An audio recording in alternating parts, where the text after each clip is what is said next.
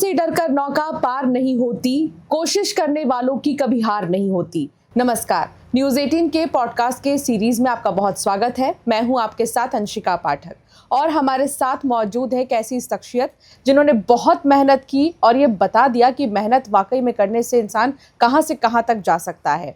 चलिए आपका परिचय करा देती हूं उनका। हमारे साथ मौजूद है icon solar and power technologies private limited के सीएमडी श्री शैलेंद्र शुक्ला जी। शैलेंद्र जी, आपका बहुत स्वागत है न्यूज़ 18 पर। नमस्कार शैलेंद्र जी, किसी भी चीज़ के बारे में आपसे पहले बात करूं मैं, लेकिन ये बहुत जानने की उत्सुकता है मन में कि ना विरासत में मिली आपको इस चीज़ का ख्याल आपको ना विरासत में आया, ना पहले से कोई काम चल रहा था सोलर प्लांट को लेकर, ना पहले से कुछ भी हो रहा था। अचानक से आप 45 साल के पहले आपने खूब काम किया इलेक्ट्रिसिटी बोर्ड में, बहुत जगह आप चेयरमैन के तौर पे रहे हैं। कैसे आया ये ख्याल आपके मन में? 2013-14 की बात है और उस समय पूरे सेंट्रल इंडिया में सोलर पैनल का कोई मैन्युफैक्चरर नहीं था। चाहे हम महाराष्ट्र देखें या मध्य प्रदेश है, छत्तीसगढ़ है, बाजू में इधर झारखंड है, उड़ीसा है, बिहार है, इन कई राज्यों में यहाँ सोलर पैनल की उत्पादन इकाई एक भी नहीं थी। तो ये ख्याल आया कि इसका उत्पादन यहाँ छत्तीसगढ़ में करना चाहिए। चैलेंज तो था कि जब कोई नहीं करता तो उसका मैन पावर कहाँ से आएगा, उसका कच्चा माल कहाँ से आएगा। तो लेकिन उस चैलेंज को एक्सेप्ट किया और कुछ हम लोग जुड़े और जुड़ करके हमने इसकी स्थापना उस समय पर कर ली। अच्छा, आपने कहा ये है कि अनेकता में ही एकता है। एक ये भी है आपसे जो सीखने को कई लोग मिल रहा है, कई लोग को सीखने के लिए। दूसरी चीज़ है कि आपने विश्वास कैसे किया। आज के समय में विश्वास करना बहुत मुश्किल है, तो आपने कैसे इस विश्वास को कायम रखा, किन चीज़ों पर आपने काम किया, उसके बारे में ज़रूर बताइए। देखिए, जो मेरी वर्किंग लाइफ है, जो वो यात्रा है, शुरू हुई थी 82 से और जितने भी काम थे मेहनत के साथ करते गए, आगे बढ़ते गए। तो ये विश्वास और दृढ़ होता चला गया कि यदि आप मेहनत के साथ, लगन के साथ कोई काम करना चाहते हैं तो निश्चित ही आपको इसमें सफलता मिलेगी। और जब मैंने लोगों को इसमें जोड़ा कि आपको पैसा लगाना होगा और तकनीक हम आपको बता देंगे और मार्केट कैसे तैयार होता है वो हम आपको एक समझ दे देंगे, तो उस समय उनका विश्वास मुझ पर हुआ कि यदि आप इस काम की शुरुआत कर रहे हैं तो निश्चित इसमें हमको सफलता मिलेगी। और उसने उस काम को आगे बढ़ा दिया।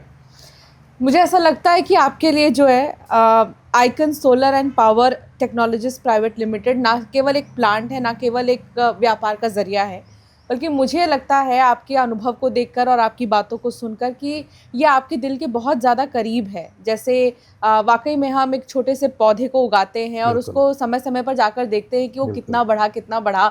आपने वैसे ही मेहनत इसमें भी लगाई है। इस सफ़र को कैसे बोलेंगे? एक बहुत अच्छी चीज़ कही जाती है कि दुनिया में सबसे बड़ा सुख किसको मिलता है या सबसे अच्छा सुख किसको मिलता है। तो एक किसी दार्शनिक ने ये भी कहा था कि एक महिला को होता है क्योंकि वो माँ बनती है। माँ बनती है तो पहले वो कंसीव करती है, जैसे हम लोग कॉन्सेप्ट कंसीव करते हैं।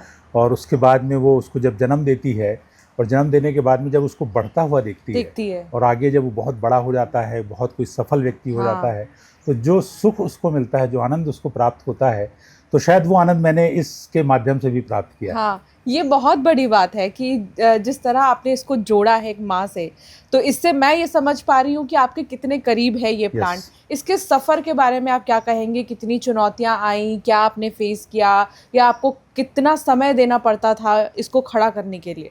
देखिए, इसमें तो वैसे चूँकि मैं सरकारी नौकरी में था, तो मेरे जो बच्चे हैं, मेरे दामाद हैं, मेरी बेटी है, फिर तरंग हैं, मिरानीज़ हैं, इनका भी एक परिवार है, तो ये सब मिल करके इसको चला रहे थे। तो मेरा एक मार्गदर्शन उस समय तक रहता था, मेंटरिंग जिसको हम कह सकते हैं। लेकिन मैं चैलेंज के नाम पे कहूँगा तो बहुत ज़्यादा कोई चैलेंज नहीं थे। ये ज़रूर था कि हमारे ब्रांड को इस्टेब्लिश करना, लोगों को ये विश्वास दिलाना कि हम छत्तीसगढ़ जैसी जगह में बैठ करके सोलर पैनल का निर्माण कर रहे हैं, लेकिन इसकी क्वालिटी, इसका जो रिलायबिलिटी है, इसकी जो एफिशिएंसी है, वो कहीं भी कमतर नहीं है। आप नेशनल या इंटरनेशनल स्टैंडर्ड में भी यदि आप इसकी तुलना करें तो आप पाएंगे कि आइकॉन के जो पैनल हैं वो कहीं बेहतर हैं। अच्छा, आपने जैसा जिक्र किया, फैमिली में 2 बेटी हैं और फैमिली बहुत सपोर्ट बहुत ज़्यादा ज़रूरी है। आप एक सरकारी नौकरी में थे। कई बार तो लोग ये सोचते हैं सरकारी नौकरी है, चलो ठीक है, ख़त्म होने के बाद, रिटायरमेंट के बाद आराम करेंगे, क्या करना, मेहनत करना, लेकिन आपने सारी जिम्मेदारियों से इतर हट के अपने आप को कभी रोका नहीं, और इससे मैं ये समझ पा रही हूँ कि आइकन रुकने वाला नहीं है। बिल्कुल बिल्कुल, आइकॉन रुकने वाला नहीं है। 25 मेगावाट से जो यात्रा शुरू की गई थी, हमको याद है अभी भी कि हम लोग शुरू में 35 वाट, 50 वाट, 100 वाट के मॉड्यूल बनाया करते थे सोलर पैनल। और आज तो सोलर में गीगावाट में बात हाँ। होती है। आज 600 वाट के मॉड्यूल हम लोग इतनी आसानी से बना रहे हैं, सिंगल मॉड्यूल 600 वाट के। आने वाले 2-3 महीने में आपको 620 वाट का मॉड्यूल मिलेगा। टॉपकॉन जो दुनिया की अभी सबसे एडवांस टेक्नोलॉजी है, टॉपकॉन मॉड्यूल हमारे पास में बन रहे हैं। एचजेटी भी आने वाला है, वो भी हम बनाएंगे।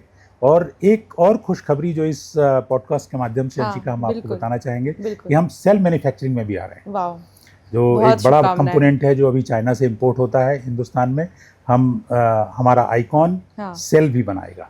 ये बहुत अच्छी बात है, और मैं आपको इसके लिए बहुत सारी शुभकामनाएं देती हूँ। आपने न्यूज़ 18 के इस पॉडकास्ट में बताया कि नया स्टार्टअप आपका क्या रहने वाला है आपके लिए। अच्छा, छत्तीसगढ़ में शुरुआत करना बहुत ज़्यादा चुनौतीपूर्ण, क्योंकि छत्तीसगढ़ में बहुत सारे वैसे भी स्टार्टअप्स हुए हैं जिनका अब जिक्र वर्ल्ड वाइड हो रहा है, उसमें आइकन का आना और अब पूरी दुनिया में छा जाना, आप कैसे देखते हैं इसको? हाँ, ये जर्नी भी बड़ी अच्छी रही है इसमें। हाँ। कि बहुत सारे अलग अलग प्रकार के लोग जुड़े। उस समय बहुत सारी कंपनी भी यहाँ पर इंडिया बेटियों की शिकायत, पत्नी की डांट सुन के आगे बढ़े आप, ऐसा भी कुछ था क्या आपके साथ? नहीं, ऐसा बोलते तो थे परिवार वाले टाइम नहीं दे रहे आप? सपोर्ट रहा, और कभी इस बात की शिकायत नहीं हुई, क्योंकि सब सम्मिलित है उसमें। हाँ। इस यात्रा में सभी लोग समान रूप से सम्मिलित रहे, तो ये उनका सपोर्ट मिला कि आज हम 25 मेगावाट से सीधे 2.6 गीगावाट में पहुँच गए। तो ये उनके लिए भी एक उपलब्धि है। बिल्कुल। आने वाले समय में इस उपलब्धि और इसका पूरा लाभ उन्हीं लोगों को मिलेगा। हाँ। और वही लोग इसको एंजॉय करेंगे। अच्छा, उत्पादों के प्रकार और क्षमता के बारे में कुछ बताएं। इसमें जब शुरुआत हुई थी तो पहले तो मोनो पैनल्स बना करते थे, मोनोक्रिस्टलाइन, बाद में पॉलीक्रिस्टलाइन मॉड्यूल आए, और फिर धीरे धीरे अभी पिछले 4-5 सालों में फिर मोनोपर्क करके एक नई टेक्नोलॉजी आ गई। तो हम लोग तुरंत मोनोपर्क में शिफ्ट हो गए। मोनोपर्क के बाद में फिर टॉपकॉन की बात होने लगी कि टॉपकॉन मॉड्यूल ज़्यादा एफिशिएंट होते हैं। ये सब सिर्फ एफिशिएंसी का खेल है। जो एफिशिएंसी आज से करीब, मैं तो चूँकि इस लाइन में करीब 40-42 सालों से हूँ, तो हमारी 2010, बहुत पुरानी बात भी नहीं है, 2010-11 तक हमारे सोलर पैनल की एफिशिएंसी 10 से 11% हुआ करती थी, जो आज 24 से 25% हो चुकी है। डबल से भी ज़्यादा हो चुकी है। लेकिन हमको अभी यहाँ पर रुकना नहीं है। वो मैं क्यों कह रहा हूँ, सैटेलाइट में जो सोलर पैनल का उपयोग होता है उसकी एफिशिएंसी 48-49% होती है। इसका मतलब अभी हमारे पास इस 24% को 48-49% तक ले जाने का पोटेंशियल है। हाँ। तो मुझे लगता है कि जिस प्रकार से साइंटिस्ट इस पर काम कर रहे हैं और निरंतर जो प्रगति हो रही है, बहुत जल्द हम लोग उस एफिशिएंसी को भी अचीव कर लेंगे। ठीक है। किसी भी प्लांट को देखना, उसकी रखरखाव करना बहुत मुश्किल है। हालांकि कई बार भी ऐसा भी होता होगा आपके साथ में कि एम्प्लॉयज़ के साथ में भरोसा बरकरार रखना या एम्प्लॉयज़ को आपसे भरोसा बरकरार रखना, दोनों ही तरफ बैलेंस बहुत ज़रूरी है। कैसे रखरखाव का आप ख्याल रखते हैं और क्या ज़रूरतें होती हैं इस चीज़ के लिए? देखिए, तकनीकी रूप से बहुत बड़ा चेंज इस क्षेत्र में आ चुका है। आप यदि प्लांट विजिट करेंगे, आप देखेंगे कि पूरा प्लांट रोबोटिक हो गया है। हाँ। इसको हम लोग एक जीरो लाइट सिस्टम भी बोल सकते हैं, जिसमें आप सारी चीज़ें पहले लोड कर दीजिए। जैसे सेल कॉटेज लगा दीजिए, ग्लास को अपनी जगह पर रख दीजिए, जिस मशीन में जहाँ पर ईवे शीट है, जंक्शन बॉक्स है, फ्रेम है, सब जगह सब चीज़ों को अपनी जगह पर लगा दीजिए और पूरी लाइट स्विच ऑफ कर दीजिए। हाँ। और मशीन को ऑन कर दीजिए। आपको लास्ट पॉइंट पे, एंड पॉइंट पे बना हुआ मॉड्यूल बाहर निकल जाएगा। यानी इतना फुली रोबोटिक और ऑटोमेटिक प्लांट है ये। नहीं, एक बहुत अच्छी बात आप कह रहे हैं कि डेडिकेशन बहुत ज़्यादा ज़रूरी है किसी भी काम के प्रति, और जितना डेडिकेशन आपने दिखाया है तभी तो ये नतीजा है कि आज हर कोई जान रहा है आइकन है क्या। और एक चीज़ और मैं आपसे जानना चाहूँगी, जितने भी लोग हमें सुन रहे हैं उन युवाओं के लिए, कि किसी भी तरह के स्टार्टअप में या किसी भी तरह के सेटअप में किन चीज़ों का ध्यान रखना बहुत ज़्यादा ज़रूरी है। कई बार ऐसा होता है कि हम या तो ज़रूरत से ज़्यादा विश्वास कर लेते हैं या ओवर कॉन्फिडेंस में रहते हैं, तो क्या ज़रूरी है? जो मैंने इस जर्नी में पाया कि आपकी जितनी क्षमता है उस क्षमता के अंतर्गत ही आपको रहना चाहिए हमेशा। कुछ ऐसी कंपनी आई जिन्होंने क्षमता से अधिक बड़े प्लांट लगा लिए। हाँ। बहुत ज़्यादा लोन ले लिया और उस लोन के साथ उन्होंने काम किया। मेरे तो काम करने का सिद्धांत शुरू से ये रहा कि आप लोन पे विश्वास ज़्यादा मत करिए, आप किसी वेंचर कैपिटलिस्ट को अपने साथ में जोड़िए। एक फैक्टर और ये भी, क्षमता से ज़्यादा बड़ा हाँ, कभी भी, ये बहुत बड़ी बात है कि भाई जितनी बड़ी चादर उतना ही पैर फैलाओ तो ज़्यादा अच्छा है, जो ये कहावत है। शैलेंद्र जी, एक चीज़ और आपसे पूछना चाहूँगी कि जब सोलार प्लांट्स का ट्रेंड स्टार्ट ही हुआ था तभी आपने इसको सेटअप कर दिया, तो एक है कि टाइम के साथ आप चले, तो ये भी कामयाबी के पीछे का एक सबसे बड़ा की पॉइंट है।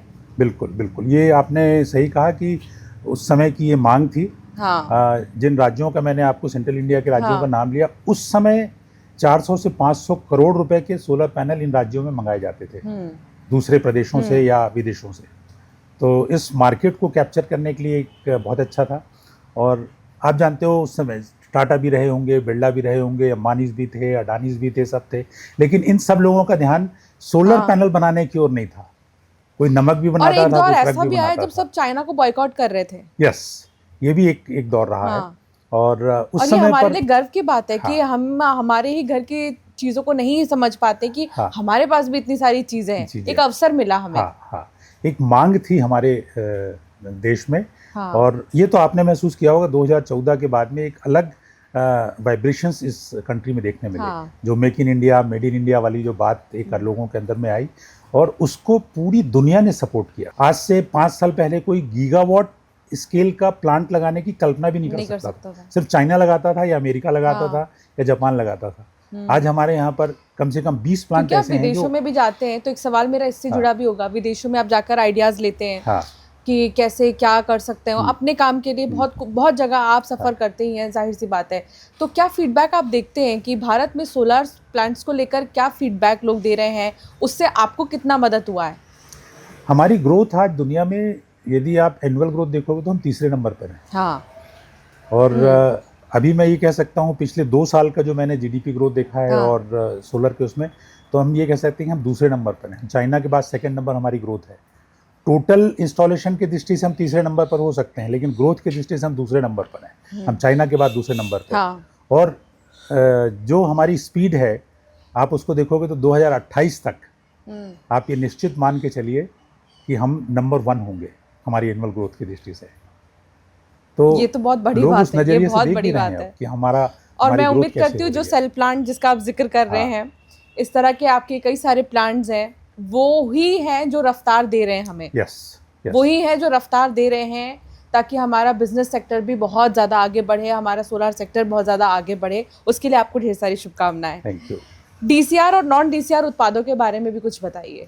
ये डोमेस्टिक कंपोनेंट रेशियो होता है डीसीआर, और एक दूसरा होता है नॉन डीसीआर कहलाता है। तो डीसीआर में मेनली ये कहा गया है कि जो जिसमें सोलर सेल भी हमारे इंडिया में बने उपयोग किए जाए तो उसको डीसीआर कहा जा रहा है। ऐसा 2 डिस्क्रिप्शन इसलिए भी रखा गया क्योंकि जो टोटल हमारी रिक्वायरमेंट है उसका हार्डली 40% सेल ही हम अभी हिंदुस्तान में बना पा रहे हैं।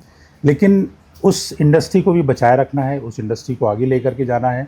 तो गवर्नमेंट ऑफ इंडिया ने एक बड़ा अच्छा नियम बनाया है, पीएम सूर्य घर योजना, जो आपने देखा, जिसमें हम रूफटॉप लगा रहे हैं घरों में। बहुत अच्छी प्रोग्रेस है, अनएक्सपेक्टेड। मतलब जो हमारे टारगेट रखे गए थे उससे 3 गुना हम लोगों ने 1 साल के अंदर अचीव किया है हिंदुस्तान ने। उसमें डीसीआर मॉड्यूल कंपलसरी किया है। मतलब उसमें डीसीआर सेल लगते हैं मॉड्यूल में, और मॉड्यूल तो हिंदुस्तान में बनना कंपलसरी है ही। जो नॉन डीसीआर मॉड्यूल है उसको उन्होंने कहा कि बाकी जितने मेगा साइज के प्लांट आपके लग रहे हैं या रूफटॉप कमर्शियल इंडस्ट्रियल में आप लगा रहे हो, उसमें आप नॉन डीसीआर मॉड्यूल का उपयोग कर सकते हो। यानी जिसमें आपको सब्सिडी नहीं चाहिए उसमें आप नॉन डीसीआर का उपयोग कर सकते हो। जिसमें आपको सब्सिडी चाहिए, पीएम सूर्य घर और कुसुम योजना जिसमें कृषि क्षेत्रों में पंप लगते हैं या किसी क्षेत्रों में जो सोलर प्लांट लगते हैं, उनमें आपको डीसीआर मॉड्यूल लगाना है, तब उसमें सब्सिडी आपको। जब आपके मन में इस तरह के ख्याल आते थे तो आप कभी डिस्कस करते थे किसी से कि मैं ऐसा सोच रहा हूँ?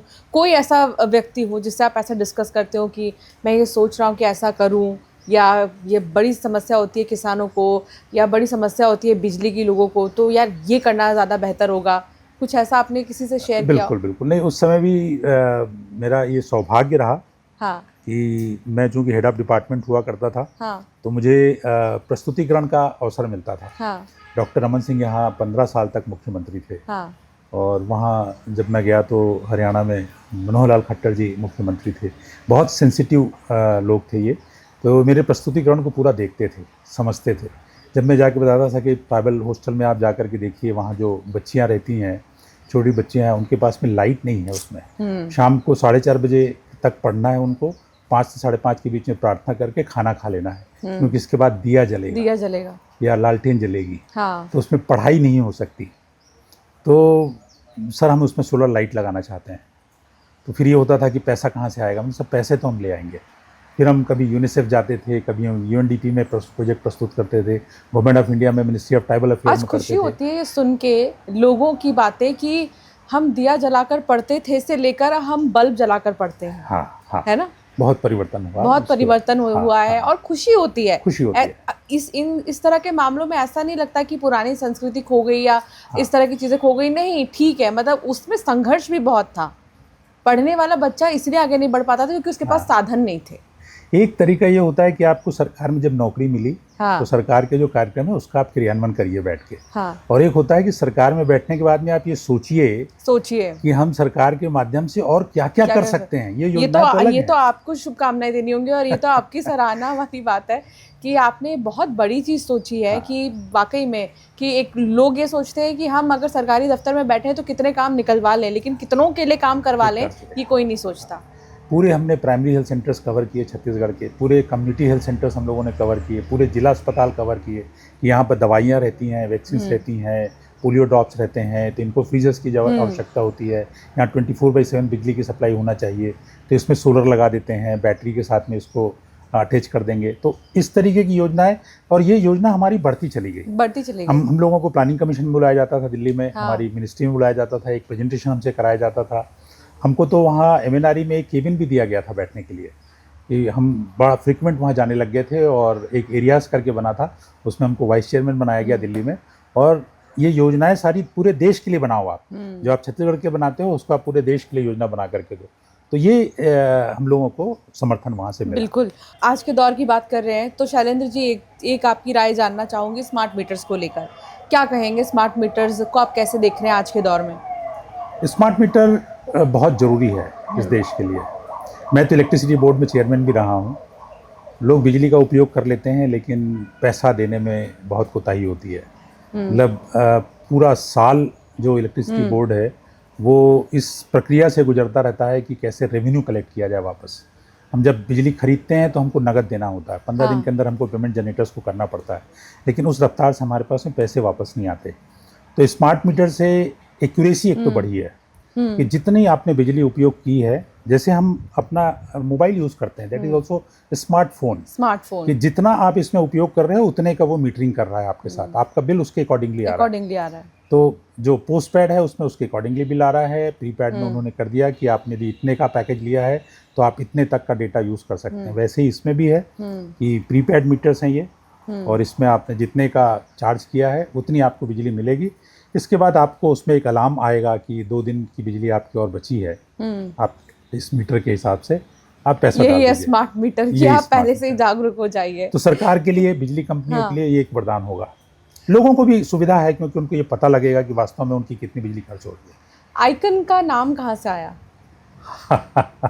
हाँ, ये जब हम प्लांट की रूपरेखा तैयार कर रहे थे और इसके बारे में बहुत सारे नाम सब सोच रहे थे, तो एक आइकॉनिक चीज़ होती है कि यार इस क्षेत्र के लिए हम जो कर रहे हैं ना, ये आइकॉनिक है, ये एक आइकॉन है, ये बनेगा। तो वहाँ से आया। भी, हाँ, इसको भी आपने देखा होगा, इसमें भी मैंने एक वर्ड यूज़ किया है, EN। तो एन आइकॉन, जैसा जो अंतर आपको राम और श्री राम में है, वैसा ये आइकॉन और एन आइकॉन में है। कुछ कोई और भी नाम आपके ख्याल में आए थे आइकन के अलावा, या जो आया पहले वही आपने ओके कर दिया? स्टार, ब्लू, ग्रीन एनर्जी, इस तरीके से बहुत सारे नाम थे, लेकिन ऐसा लगा कि ये बहुत जल्दी आसानी से क्लिक करेगा आइकॉन, जो लोगों और सबकी जुबान पे बैठ भी गया है। अब तो जैसा आपने सोचा था वैसा ही हुआ है। बिल्कुल कि अब तो सबकी जुबान पे बैठ भी गया है। आपकी बात सुनकर मुझे फिर उस कविता की दूसरी लाइन याद आ गई है कि जब नन्ही सी चींटी दाना लेकर ऊपर चढ़ती है तो बार बार गिरती है, लेकिन फिर भी उसकी कोशिश बेकार नहीं जाती। नहीं जाती। कोशिश करने नहीं, वालों की कभी हार नहीं होती। बहुत अच्छा, तो बहुत अच्छा। ये बहुत अच्छी बात है शैलेंद्र जी, और आपको बहुत सारी शुभकामनाएं, और हम यही उम्मीद करेंगे कि आइकन वर्ल्ड वाइड और भी ज़्यादा नाम रोशन करे, आगे बढ़े। मैं दर्शकों को ये कहूँगा कि ये अवसर है जब आप पीएम सूर्य घर योजना का लाभ उठाएं।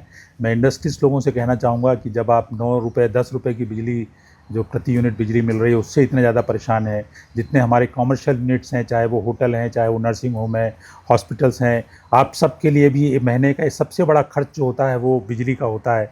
किसी का 1 करोड़ का बिल आता है, किसी का 10 लाख का बिल आता है, तो बड़ी एक मोटी रकम आपको बिजली बिल के रूप में देनी पड़ती है। अभी पूरे प्रदेश में, देश के हर प्रदेशों में इतनी अच्छे रेगुलेशंस हैं, इतनी अच्छी योजनाएं चल रही हैं।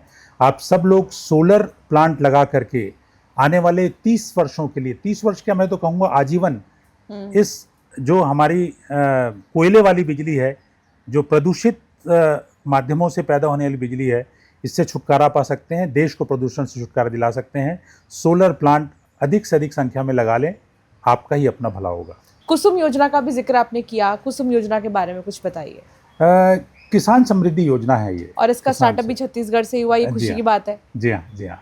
तो किसान समृद्धि योजना है, इसकी शुरुआत हम लोगों ने 2016 में की थी, जिस समय छत्तीसगढ़ के अलावा किसी दूसरे राज्य में ये कार्यक्रम नहीं था। और जब इस प्रोग्राम को मैं बना करके लेके गया, मैं डायरेक्टर था उस समय यहाँ, और जब प्रोग्राम बना करके ले गया तो हमारे मुख्यमंत्री जी भी आश्चर्यचकित थे, हमारे जो सरकार थी, हमारे मुख्य सचिव, वित्त सचिव, इनको भी लगता था कि ये 50,000 पंप कहाँ से तुम्हारे दिमाग में आया। हाँ। उस समय तो 500 पंप भी नहीं लगते थे एक साल में। और इस टारगेट के साथ जब हम लोग चले, मोदी जी उस समय यहाँ आए थे, 1 नवंबर 2016 को इस प्रोग्राम को लॉन्च किया गया। सौर सुजला इसका नाम था उस समय। और इसको फिर पीयूष गोयल जी उस समय मंत्री थे केंद्र में, उन्होंने बुलाया, वहाँ जा कर के ये पूरा प्रोग्राम बना करके हमने दिया। मैं इसके बाद में हरियाणा में भी 3 साल काम करने गया था, हरेडा में चेयरमैन के रूप में, तो वहाँ भी हमने इस प्रोग्राम को लॉन्च किया। ये 2 प्रदेशों की इस योजना को देख करके केंद्र शासन ने एक कुसुम नाम से पूरे देश के लिए एक योजना लॉन्च कर दी। मैं एक तरीके से कहूँ तो किसान उस खेत में कोई फसल लगा करके जितनी कमाई करता है, उससे ज़्यादा कमाई वो सोलर पैनल लगा कर लेगा। अच्छा, आप पहले के फार्मिंग में और अब के फार्मिंग में कितना डिफरेंस देखते हैं? क्योंकि अब ऑप्शंस आ गए हैं। हाँ। बिजली के लिए, पानी के लिए ऑप्शंस आ गए हैं। पहले इंसान ही मशीन था, अब मशीन बहुत इंसानों की हेल्प कर रहे हैं। बहुत अच्छी बात की आपने। हाँ, बहुत अच्छी की बात। कैसे देख रहे हैं आप? तो ये बात तो है, बहुत ज़्यादा परिवर्तन आया है, और जिसको हम व्यावसायिक खेती कहते हैं। और अभी रिसेंटली हरेली त्योहार में हमने देखा कि कैसे जो किसान हैं वो पहले किस तरह के इक्विपमेंट्स यूज करते थे, किस तरह के हथियारों को इस्तेमाल करते थे, यंत्रों का इस्तेमाल करते थे, और अब कितना चेंज हो गया है। तो कैसे आप देखते हैं इसको? बिल्कुल, इसमें बहुत ज़्यादा परिवर्तन आया है, यांत्रिकी खेती होने लग गई है, पूरी तरह से मैकेनिकल है खेती जितनी भी हो रही हैं। और उसमें से एक पार्ट में यदि आपने बिजली का संयंत्र भी लगा लिया तो बिजली आपकी हो गई।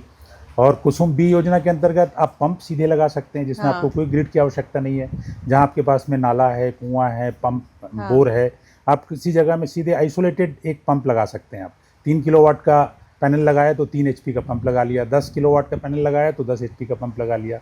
और आश्चर्य करोगे आप कि उस कुसुम बी योजना में 75 से लेकर के 95% तक सब्सिडी है। छत्तीसगढ़ में तो 95% सब्सिडी है। ये तो बहुत अच्छी बात किसानों के लिए, यानी जिन्हें पता चल गया तो उनकी लॉटरी लग गई। और जिन्होंने एक बार पंप लगा लिया, मैंने हरियाणा में भी ये अनुभव किया कि सोलर पंप लगाने के बाद किसानों की मांग सोलर पंप के लिए बढ़ गई। वो अब इलेक्ट्रिक पंप नहीं चाहते। वो कहते हैं इलेक्ट्रिक पंप के साथ में रहता है कि कभी ट्रांसफार्मर फेल है, वोल्टेज नहीं आ रहा है, बिजली नहीं आ रही है। अच्छा, सबसे ज्यादा दिक्कतें ट्रांसफार्मर ब्लास्ट होने की होती हैं। गांव में तो हमें देखते ही हैं, क्योंकि ओवरलोडेड होते हैं वो। जब सारे पंप चलने लग जाते हैं, अब एक साल में 2-2 लाख 3-3 लाख पंपों को कनेक्शन दिए गए हैं, पंपों की स्थापना हुई है, तो ऐसी जगह में तो ये होगा। अच्छा, तो शैलेंद्र जी, जो आइडिया कहीं नहीं आया किसी के भी दिमाग में, वो 50,000 पंप लगाने का आपके दिमाग में कैसे आया?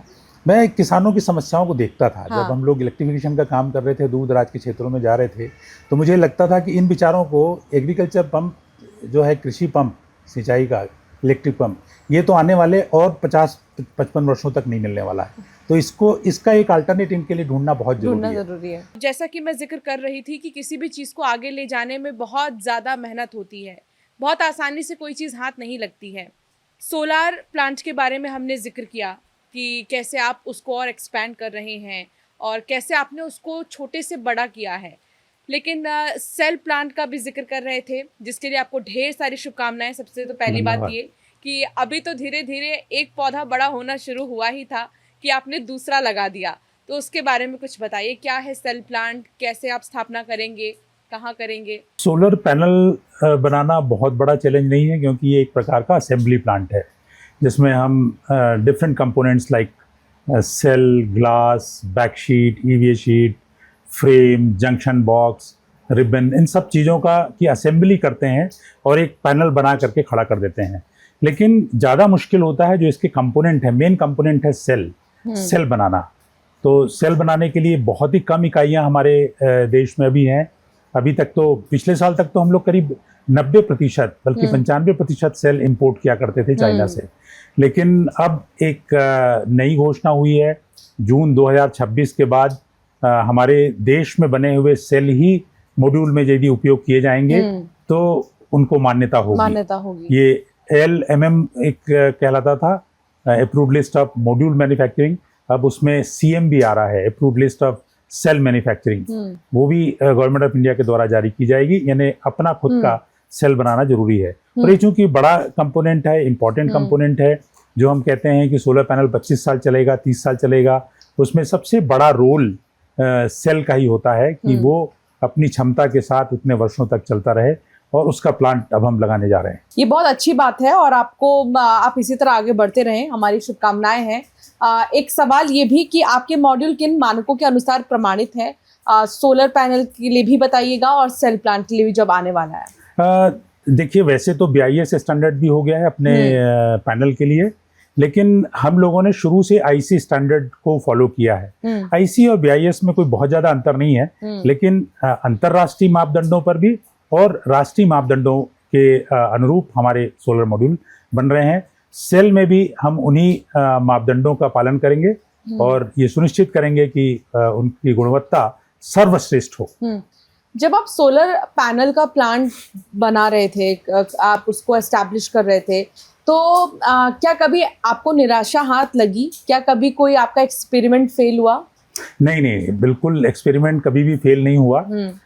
इसका एक तरीका होता है कि जब आप किसी इंडस्ट्री में एंटर करते हैं तो जैसे मुझे तो सौभाग्य मिला था कि मैं दुनिया के करीब 50 कंट्री घूम चुका हूँ। तो जितने सोलर पैनल के प्लांट दुनिया में लगे थे, चाहे वो बॉस्टन में था, चाहे वो जापान में था, कोरिया में था, या जर्मनी में था, चाइना में था, मुझे सब जगह के प्लांट देखने का अवसर मिला था। तो उनकी सबकी बारीकियां मैंने समझने की कोशिश की थी। और फिर जो टेक्नोलॉजी है उसके लिए आप देखे होंगे कि बहुत सारे जर्नल्स हैं, बहुत सारे रिसर्च पेपर्स हैं जो उपलब्ध हैं, जो आपको ये सिखा सकते हैं यदि आप उनका निरंतर अध्ययन करते हैं किसी भी इंडस्ट्री, टेक्निकल इंडस्ट्री में आने के पहले, कि इसके 1 mm का क्या मायने है, इसकी थिकनेस इतनी माइक्रोन ही क्यों रखी जाती है, इसका जो फ्रेम है उसके एनोडेशन जो होता है उसकी थिकनेस कितनी रखी जानी चाहिए, या EVA शीट है उसका GSM कितना होना चाहिए, उसका MF कितना होना चाहिए, ये अलग अलग जो पैरामीटर्स, टेक्निकल पैरामीटर्स अलग अलग चीज़ों के हैं, उन सब का यदि आपने प्रॉपर अध्ययन किया है तो कभी आप फेल नहीं होंगे। क्या स्कूल में भी कोई ऐसा इलेक्ट्रिकल बैकग्राउंड था आपका कि फिजिक्स में कुछ अच्छा हो आपका, कुछ ऐसा? इसको कैसे जोड़ा जाए? नहीं, ऐसा आपको बहुत नॉलेज है क्योंकि। हाँ, इसका ऐसा तो नहीं था। हाँ, लेकिन जो प्रतियोगिताएं होती थी, साइंस टैलेंट सर्च की जो एग्ज़ाम हुआ था वो भी मैंने क्लियर किया था। उसके जो प्रतियोगिताएं होती थी राष्ट्रीय स्तर पर होती थी, तो उनमें भी मैंने भाग लिया था। मुझे राष्ट्रीय स्तर पर ही पुरस्कार मिले थे। आपसे ये पूछना तो बेकार है कि आपने कुछ छोड़ा भी है, लेकिन साइंस एग्जीबिशंस में कभी आपने ऐसी कोई रुचि दिखाई है? काफ़ी चीज़ें हमने बनाई साइंस में, और अभी भी मैं जो काम करता जा रहा हूँ निरंतर, मैं इनोवेशन पे ही काम कर रहा हूँ। मैं आज इस माध्यम से आपको ये बताना चाहूँगा कि मैं बोरोसिल में भी डायरेक्टर हूँ। वाह। और इसके अलावा मैं अंजलि डायमंड एक कंपनी है, उसमें भी मैं ऑफिशियल डायरेक्टर हूँ। ये बहुत अच्छी बात है कि आपसे बहुत कुछ सीखने के लिए मिल रहा है। इन दोनों कंपनियों में जो मेरा रोल है, ज़्यादातर मैं कुछ नए काम करने की दिशा में वहाँ पर काम करना चाहता हूँ। जैसे डायमंड से चिप्स बनाना या हाइड्रोजन का प्रोडक्शन करना, इन क्षेत्रों में भी हम चाहते हैं कि लोग रुचि लें और हमारा देश आगे बढ़े। कहते हैं कि जो समंदर होता है कि उसमें एक शांति भी होती है, लेकिन जब लहरें आती है तो बहुत शोर मचाता है वो। आपका व्यक्तित्व भी ऐसा ही है यानी आप ऐसी शांत स्वभाव के रहते तो कोई फायदा उठाता है आपके शांत स्वभाव का, या फिर आप अपने लहरों की भी आवाज दिखाते हैं? कभी कभी लहरों की आवाज़ दिखानी पड़ती है। ये हाँ। बात आपने बिल्कुल सही कहा। हाँ, लेकिन सीधे रास्ते चलता हूँ। हाँ। और ईश्वर ने हमेशा साथ दिया है। मैं तो सुबह उठ करके लेके शाम तक तेरा तुझको अर्पण वाली नीति पे चलता हूँ मैं, कि जो उसने दिया है वही आगे देगा। मैं लक्ष्य की ओर बढ़ने के लिए पूरी लगन के साथ, पूरी ईमानदारी के साथ में मैं मेहनत करता हूँ। आइकन सोलर का जो मेन विजन है वो क्या है, और किसानों के लिए कितना ज़्यादा ज़रूरी होने वाला है? आमदनी कैसे कर सकते हैं किसान इससे, उसको भी थोड़ा एलैबोरेट करके बताइए। देखिए, छोटा सा उदाहरण मैं आपको देता हूँ कि 1 मेगावाट प्लांट के लिए 2 एकड़ ज़मीन की आवश्यकता होती है। किसान के पास में यदि 20 एकड़ ज़मीन है, 25 एकड़ ज़मीन है, वो 1 मेगावाट का प्लांट भी यदि चाहे तो लगा सकता है। और उसके लिए छोटा सा एक उसकी भूमि का वो टुकड़ा जो पड़त भूमि हो, जिसमें कम पैदावार होती हो, उसको चुने तो बेहतर होगा। और उसमें यदि वो 1 मेगावाट का प्लांट लगाता है तो सरकार की तरफ से 1 करोड़ रुपए पर मेगावाट की सब्सिडी है, उसकी पात्रता है उसको। तो 2.5 करोड़ से 3 करोड़ रुपए के बीच में, depending on quality of material, उसका प्लांट लग जाता है। तो 1 करोड़ रुपए उसमें से उसको सब्सिडी मिल जाती है। बाकी पैसा बहुत ही कंसेशनल रेट पर, यानी सिडबी है, नाबार्ड है, नाबार्ड के माध्यम से जो अलग नेशनलाइज बैंक हैं उनसे लोन में उसको मिल सकता है। लेकिन ये एक प्रकार की एफडी है कि जब उसने एक बार प्लांट लगा दिया तो 30 वर्षों तक, तो 1 मेगावाट से यदि 16 लाख यूनिट बिजली पैदा होती है तो 16 या 48 और 8 समझ लीजिए 5.6 करोड़, 56 लाख रुपए, 56 लाख रुपए की बिजली उसको, आज 3.5 रुपए का रेट है यहाँ पर। हाँ। तो 56 लाख रुपए की बिजली एक साल में उसको पैदा होकर के मिलती है, जिसका पैसा उसको डिस्ट्रीब्यूशन कंपनी की तरफ से मिलता है। मतलब 3 या 4 साल में वो कीमत जब उसके पास वसूल हो गई, हाँ। तो उसका वो 2 एकड़ बचे हुए 20 वर्षों तक, या आजकल 30 वर्ष की गारंटी है, तो बचे हुए 25 वर्षों तक वो प्लांट उसको 50 लाख रुपए साल का 2 एकड़ में देता रहेगा निरंतर। तो ये एक तरह से कमाने का सोर्स भी है, हो सकता जरिया है ये कमाने का। एक बहुत अच्छी चीज़ ये भी है शैलेंद्र जी, आपने कई लोगों को एम्प्लॉयमेंट दिया है, आपने कई लोगों को रोज़गार दिया है। बहुत समय के परिवर्तन की वजह से बहुत पढ़ा लिखा व्यक्ति भी किसी ना किसी कारणवश बेरोजगार हो जाता है, लेकिन आपने कई लोगों को एम्प्लॉयमेंट दिया है, तो उसके बारे में भी बताइए कि आप कितने लोगों को अब तक दे चुके हैं रोजगार। देखिए, परोक्ष अपरोक्ष रूप से करीब 1000 लोग हमारे साथ काम कर रहे हैं इन इंडस्ट्रीज़ में। और जो हम सेल का प्लांट लगाने जा रहे हैं उसमें भी 1000 लोगों को करीब करीब रोजगार मिलेगा। और उसकी प्रक्रिया हम लोगों ने ये की है, आप आश्चर्य करेंगे, हमारे प्लांट पे जब आप जा करके देखेंगे, हमारा प्लांट ग्राम डिघारी में है और उस ग्राम के आसपास जो 5 गांव हैं, उन 5 गांव में आज शायद ही कोई युवा बचा है जो हमारे यहाँ काम करने नहीं आता, जिसमें वहाँ की लड़कियाँ, महिलाएं भी सम्मिलित हैं। जिन महिलाओं को जैसा ग्रामीण परिवेश होता है, दूर नहीं भेजा जाता काम करने के लिए, तो वो महिलाएं आज बड़े खुशी से हमारे प्लांट तक आती हैं। हमारे यहाँ की बसेस चलती हैं जो उनको वहाँ से ले करके और प्लांट पहुँचे। 3 किलोमीटर, 4 किलोमीटर, 5 किलोमीटर के डिस्टेंस में ये पूरे 5 गांव हैं। और अभी भी हम लोग अब ये उनसे कहते हैं, चूँकि हमारे प्लांट की कैपेसिटी निरंतर बढ़ती जा रही है, आप 2027 में जब यहाँ आएंगी तो उस समय हमारे उस प्लांट में ही अकेले 2000 लोग करीब काम करते हुए मिलेंगे तीनों शिफ्ट में। तो हम उनसे ये सौभाग्य होगा देखना। हाँ, तो हम लोग ये कह रहे हैं कि आपके मामा, बुआ, चाचा के बच्चे यदि आसपास में हैं तो उनको भी आप बुला लीजिए, उनको भी हम रोजगार देंगे। इवन इंजीनियर भी जो हमारे हैं, क्वालिटी कंट्रोल के जो इंजीनियर हैं, वो भी उन्हीं गांव से पढ़े हुए इंजीनियर हैं, आसपास के गांव से। तो उनको हम बाकायदा ट्रेनिंग देते हैं। ट्रेनिंग के लिए हम उनको बाहर भी भेजते हैं। और मुझे खुशी है ये बताते हुए कि हमारे यहाँ जो लोग 2014 में लगे थे वो आज भी हमारे साथ है। ये बहुत अच्छी बात है, ये आपकी अच्छी बात है कि आप इतना लॉयल रहे हैं अपने एम्प्लॉयज़ के प्रति कि वो भी अब पूरी तरीके से आपके ही अब हो रखे हैं।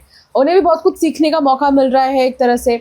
और दूसरी चीज़ ये कि आइकन सोलर जो है ये मैसेज देता है लोगों को कि यूं ही नहीं हर चीज़ हासिल हो जाती है, उसके पीछे बहुत ज़्यादा लगन लगा के काम करना पड़ता है। आपने बहुत मेहनत की है और इसी का नतीजा है कि आज बहुत जगह एक्सपेंड हो रहा है आइकन सोलर। सेल प्लांट के बारे में भी थोड़ा समझना चाहूँगी आपसे मैं कि जो सेल प्लांट है वो कितने जल्दी एक्सपैंड आप करने वाले हैं और कहाँ पर उसका मुख्यालय रहने वाला है, कैसे वो ऑपरेट होगा? अभी हम लोगों ने उड़ीसा में चयन किया है जगह का। ये एक इंडस्ट्रियल एरिया है टाटा स्टील का, जिसमें ज़मीन उपलब्ध है, करीब 3000 एकड़ के आसपास का ये इंडस्ट्री एरिया है, जिसमें ऑलरेडी 7-8 इंडस्ट्रीज़ चल रही हैं, बाकी इंडस्ट्रीज़ में काम चल रहा है और सुगमता है। और वहाँ की जो इंसेंटिव्स हैं, सब्सिडीज़ हैं, उसका लाभ हम लोगों को मिलेगा। जो दूसरी लॉजिस्टिक जो इश्यूज़ थे कि बहुत पास में पोर्ट है, वहाँ से 3 घंटे 3.5 घंटे के रास्ते पर विशाखापट्टनम है, वहाँ भुवनेश्वर वहाँ से 2.5 घंटे के रास्ते पर है, एक यूनिवर्सिटी बरहमपुर करके वहीं पर है। हाँ। और इंजीनियरिंग कॉलेज है, मेडिकल कॉलेज है। मतलब हमारे जो एम्प्लॉइज़ भी वहाँ पर होंगे, उनको, उनके बच्चों को भी सारी सुविधाएं वहाँ पे मिल सकें। इन बहुत सारी चीज़ों को ध्यान में रखते हुए हम लोगों ने ये डिसाइड किया कि सेल का प्लांट वहाँ पर ही लगाया जाए। इसके लिए बहुत सारी गैसेस की आवश्यकता होती है। तो गैसेस के लिए यदि हम किसी दूसरी जगह पर लगाते हैं तो उसके टैंक्स, उसका स्टोरेज फैसिलिटीज़ डेवलप करना होगा, जबकि वहाँ ऑलरेडी वो सब फैसिलिटीज़ हैं। मतलब हम डे बेसिस पे ही वहाँ से गैस ले सकते हैं, तो हमको अलग से उसका स्टोरेज बनाने की आवश्यकता नहीं होगी। उसके अलावा पोर्ट चूँकि पास में है, तो हमारा जो रॉ मटेरियल है वो आसानी से आएगा। SEZ है क्षेत्र वहाँ का, तो जो हमारे रॉ मटेरियल इम्पोर्टेड होंगे, जैसे वेफर्स होंगे, इंगॉट्स होंगे, तो उन सारे दृष्टिकोण अच्छा, को आपने देखते हुए भविष्य में सोचा है जो बच्चे यूनिवर्सिटीज में एग्रीकल्चरल कोर्स कर रहे हैं उनके लिए एक आप एग्जांपल सेट हो सकते हैं कि कैसे एग्रीकल्चरल फील्ड में आगे बढ़ो, तो अगर आप सोलर के थ्रू आगे बढ़ रहे हो तो आपको कितना फायदा होगा? यस यस यस, ये आप बता सकते हैं? मैं स्वयं एग्रीकल्चर इंजीनियर हूँ। हाँ। और मैंने उस पढ़ाई को करने के बाद में ऊर्जा की दिशा में, इन्वायरमेंट के क्षेत्र में काम करने का सोचा, और मैं ईश्वर से मनाता भी था कि मुझे जीविकोपार्जन के लिए कुछ ऐसा माध्यम देना जिससे प्रकृति का विनाश ना हो। आप यहाँ देख रहे हैं मैं प्रकृति की गोद में बैठा हुआ, तो जिन लोगों को इससे प्रेम है, हाँ। उसको थर्मल पावर प्लांट में काम करने में बड़ा दुख होगा। बिल्कुल बिल्कुल। उसको ऐसे किसी क्षेत्र में पेट्रोल हाँ, या इसका डीजल, एक जिक्र जरूर आप कर सकते हैं कि आइकन सोलर कैसे इको फ्रेंडली है, क्योंकि अब तो हम एनवायरनमेंट को बचाने की ही ओर जा रहे हैं, तो फिर ये कितना इको फ्रेंडली होगा? बिल्कुल बिल्कुल, आपने बिल्कुल सही कहा कि यदि हम ये फक्र के साथ में कहें कि हम लोगों ने अब तक लगभग 3000 मेगावाट के पैनल बना दिए और हमने उसको बेच लिया, लगा दिए, स्थापना कर दी, तो हम फिर गर्व के साथ कहेंगे कि हमने लाखों टन कार्बन एमिशंस का बचाव कर लिया, हमने लाखों पेड़ों की सुरक्षा कर ली। बिल्कुल। तो जैसे जैसे solar panel, solar power plant, solar technique का उपयोग ज़्यादा से ज़्यादा होता जा रहा है, वैसे वैसे ये जो प्रकृति का विनाश करने वाली जो दूसरे माध्यम की जो बिजली है या एनर्जी है, उनका उपयोग कम हो रहा है। निश्चित इसका लाभ पर्यावरण को मिल रहा है। बिल्कुल। एक चीज़ और बताइएगा कि किस तरह की मशीनें चल सकती हैं सोलर बिजली से? जो भी इलेक्ट्रिक मोटर्स हैं, जितने भी यंत्र इलेक्ट्रिक मोटर्स के माध्यम से चलते हैं, वो मोटर सोलर से चलाई जा सकती है, चाहे वो 10 HP की हो या 100 HP की हो। यानी इलेक्ट्रिसिटी से चलने वाला कोई भी यंत्र सोलर पैनल के माध्यम से चलाया जा सकता है, बिना बैटरी के भी चलाया जा सकता है। USPS करके एक आता है हमारा, USPC एक इन्वर्टर आता है, जिसके माध्यम से आप सीधे सोलर पैनल से AC चला सकते हैं, आटा चक्की चला सकते हैं, कोल्ड स्टोरेज चला सकते हैं। इसमें क्षमता है। इसकी क्षमता को लेकर लोग कंफ्यूज रहते हैं कि जब कोई नया चीज़, जाहिर सी बात है, हम इस्तेमाल करते हैं, जब किसी नए चीज़ के बारे में हम समझ रहे होते हैं, तो ये ख्याल ज़रूर आता है कि यार ये चलेगा या नहीं चलेगा, ये कैसे चलेगा, या फिर हमारी उम्मीदों से परे है सोलर कॉन्सेप्ट। तो कि कैसे एक जो चिप्स लगे हुए नॉर्मल से, एक तो इतनी बड़ी मशीनें भी नहीं दिखती हैं, तो उससे इतनी बड़ी मशीनें कैसे चल सकती हैं? तो दिखने में छोटा सा लेकिन काम बड़ा सा। ये बहुत अच्छा प्रश्न है किया आपने। कई लोग पूछते भी हैं हम लोगों से कि क्या इससे भी वही वाली बिजली बनती है? तो हम मजाक में कहते हैं कि छू के देख लो। जितना झटका वो बिजली देती है, तो बिजली वही है जो हम लोग 50 हर्ट्ज बिजली बोलते हैं, और 230 वोल्ट है या 430 वोल्ट है। जो जितने वोल्टेज और जितने एम्पियर, जितने फ्रीक्वेंसी की जो बिजली आपकी सामान्य आप देखते हैं, उसका रूपांतरण ही सोलर से पैदा होने वाली बिजली का रूपांतरण इन्वर्टर्स के माध्यम से या और भी जो इलेक्ट्रॉनिक्स है उनके माध्यम से कर दिया जाता है। तभी तो हम कह रहे हैं कि अब सोलर में गीगावाट में बात होने लग गई है। अच्छा, एक मिथ जो मैंने सोशल मीडिया पर बहुत देखा है सोलर प्लांट्स को लेकर, बहुत तेज कड़ी धूप अगर होगी तो ही चलेगा, नहीं होगी तो नहीं चलेगा। हाँ, ये प्रश्न भी आपने अच्छा कर लिया। ये मैंने, क्योंकि सोशल मीडिया पर बहुत ऐसे कमेंट्स आते हैं सोलर प्लांट्स को लेकर। इसको ना रॉ जो वर्ड है इसके लिए वो सोलर पैनल, टेक्निकल इसका नाम है solar photovoltaic panel. Photovoltaic, photo comes volt out. हाँ। तो जब इसको फोटॉन्स चाहिए, इवन आप जिस लाइट में बैठे हैं यहाँ यदि आप सोलर पैनल रख देंगे तो आपको सोलर से बिजली पैदा होना दिखाएगा। आपने कैलकुलेटर देखा होगा, आप कैलकुलेटर का उपयोग तो कमरे में करते हैं। हाँ। उसका सिर्फ फ्लैप खोलते हैं तो ऊपर जो सोलर पैनल लगा हाँ, है हाँ, उससे वो आपका कैलकुलेटर ऑन हो जाता है। बल्कि उल्टा है, जितना टेम्परेचर ज्यादा होगा, हाँ। हीट ज्यादा होगी, उतनी उसकी एफिशिएंसी कम होगी। ये आप बड़ी बात बोल रहे हैं। यानी प्लीज रिपीट। हाँ। ये उन लोगों के लिए जो ये सोचते हैं जितनी कड़ी धूप उतनी अच्छी बिजली उससे मिलेगी। जितनी ज्यादा गर्मी उतनी उसकी एफिशिएंसी कम हो जाएगी, डिटरेट होगी। तो इनको सोलर पैनल्स को उजाला चाहिए, फोटॉन्स चाहिए, इनको धूप गर्मी नहीं चाहिए। ये मिथ आपने दूर किया दर्शकों का कि चाहे जितनी तेज धूप उतना अच्छा अगर सोलर पैनल काम करता है, तो ये जो भ्रम है वो दूर हुआ होगा। अच्छा, क्षमता आइकन सोलर की भी मैं आपसे जानना चाहूंगी इसी सिलसिले में, तेज धूप और कम धूप या रोशनी वाले में, कि इसकी क्षमता क्या है? 23-24% एफिशिएंसी है इसकी, जो कि हाईएस्ट है आज कॉमर्शियली अवेलेबल पैनल्स में। तो हमारे जो पैनल्स हैं वो सर्वोच्च गुणवत्ता के पैनल्स अभी बन रहे हैं। 24% एफिशिएंसी तक के पैनल अभी बाजार में आ रहे हैं। कभी आप भारी लॉस से भी गुजरे हैं? हाँ बिल्कुल, कभी ऐसा हुआ है कि अचानक मार्केट में रेट गिरा। ये 2017-18 की बात है, और उस समय पर आपने बहुत सारा रॉ मटेरियल खरीद लिया, आप अपने पैनल बनाते चले जा रहे हो, लेकिन मार्केट एकदम से डाउन हुआ और उस समय हमारे पास में कई मेगावाट पैनल बने हुए रखे थे जिनको सस्ते दरों पर बाजार में बेचना पड़ा क्योंकि इंडस्ट्री आगे बढ़ानी थी। तो ऐसा कभी बिजनेस में आता है, ऐसा हो सकता है। अच्छा, अब और संभल के चलते हैं। हाँ। बहुत लंबी इन्वेंट्री मेंटेन नहीं करते। हाँ। तो धीरे धीरे चलना ज्यादा बेटर होता है। आई थिंक वो कछुए की चाल ज्यादा सही है, ना कि खरगोश की। बिल्कुल, क्योंकि आखिर में जीता तो कछुआ ही है फिर। ठीक है, ये बहुत अच्छी बात है कि हम आइकन सोलर को देख रहे हैं आगे बढ़ते हुए, और कई, जैसे कि आपने जिक्र किया, कई राज्यों में, आउट ऑफ कंट्री अगर मैं जिक्र करूं, क्योंकि आप 50 कंट्रीज जा चुके हैं, आप जैसा आप बता रहे कि 50 जगहों पे आपने विजिट किया है, वहाँ के बारे में जाना है, तो आउट ऑफ कंट्री कोई प्लान?